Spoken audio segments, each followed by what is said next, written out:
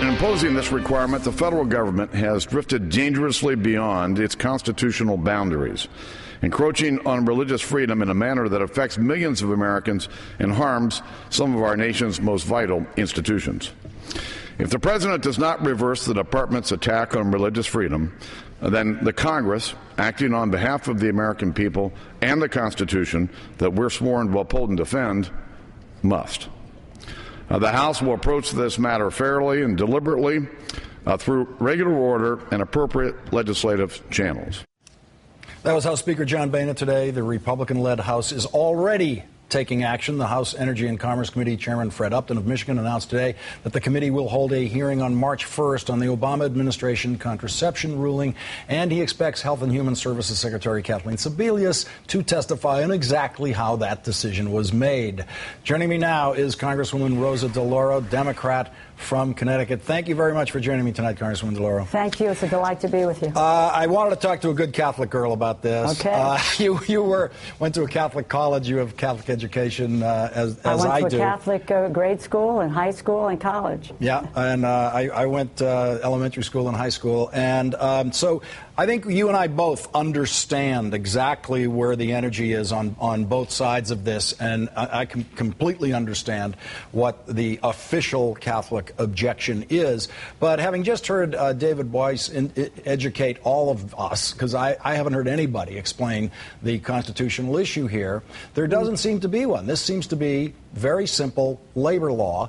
Employers in this country are required to observe the laws relating to employment. Well, I think actually David Boyce was right, and I think he was, absolutely crystal clear. This is not a constitutional issue, and he was clear, and the Catholic Church is exempt. From this effort, and its employees. And most recently, there was a Supreme Court decision that said that they could hire anyone that they wanted to, and their employees would not get the benefit of this kind of coverage. It is the institutions that are affiliations that employ hundreds of thousands of people who are from varied faiths, and they're not hired on a religious basis. And if you take a Catholic hospital, you're looking at a Catholic hospital is both a provider and an employer.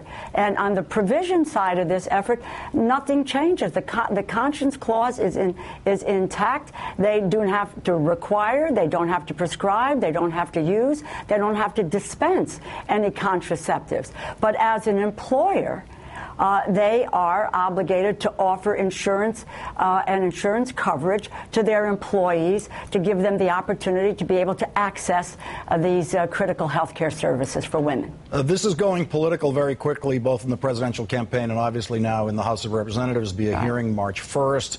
Are there Democrats, would you say, united on this? Because this is an interesting thing. This is not something that you actually voted on. This is not language you voted on in the health care reform bill. It's one of those little kind of blanks that was left to be filled in by the secretary, as legislation frequently does, can sometimes have hundreds of those. And so now it's coming back in real language that all the Democrats can see. Is the Democratic Party in the House comfortable with this? Oh, well, look, I think these are the kinds of issues that people, reflect inwardly on and think about their own conscience and where they want to be. But you made a very interesting point. The health care bill was transformational in terms of women's health. And you might recall that some of the same people today are the same people back then who were willing to jettison health care over the issue of abortion. But let's focus on this effort. Health care bill, transformational in the services that are provided for women. No more discrimination based on pre-existing conditions, whether it be a C-section or domestic violence. No more paying 48% more for your health care insurance just because you are a woman.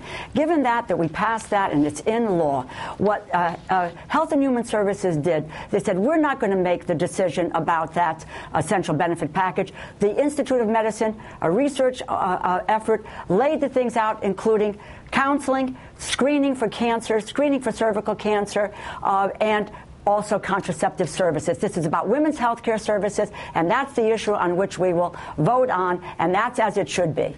Congresswoman DeLauro, before we go, I just want to reiterate, I'm hoping that this Congress at some point, probably not under Republican rule, it'll never happen, but in the future gets back to all those women who were left out of this bill. And I just want to cite the CBO report. In year one of implementation, 31 million people are left out. It goes down to 21 million people 4 years in, and then it starts to curve back up. Under the bill, the uninsured actually start to increase in the later years, back up to 23 million. Those people, I don't think Congress wants to forget. Well, I think that when Stephanie Cutter answered your question when you talked about that, it was about people are going to be able as individuals to go out and be able to purchase insurance on the exchange. But I think the CBO is saying these are the people who won't be able to afford to do that. That's how many are going to be left out. Well, the fact is that we now have the opportunity to make sure that most everyone in this nation will be covered by health insurance. That was not true a year ago or 2 years ago or 5 years ago. It was 100 years in coming. It was a good step forward, and it had very good services, preventive care for women, as does this new guideline from the administration. It's a balanced approach. It makes sense, and it preserves your religious options as well. Well, most people have always been covered, but now most of the uninsured, the previous uninsured, will be covered. That is true. Most of the previously uninsured. Congresswoman Rosa DeLauro of Connecticut, thank you very much for joining me tonight. Thank you. It's a pleasure.